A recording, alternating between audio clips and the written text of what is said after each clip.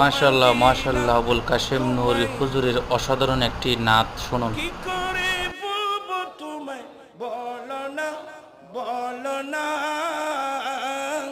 তোমারই বুকে শুয়ে আছেন যে জনা, যাকে সৃষ্টি না করিলে আমার ভালো কিছুই সৃষ্টি করতো না। ও মদিনা তোমায়, তিনি আমারই জানের জান, আমার প্রাণের প্রাণ, ঠিক কিনা রে বাবা? তিনি আমারই জানের জান, আমার প্রাণের প্রাণ, যাকে হারালে হারাবো আমি যার নামে না নিলে ও মদিনা,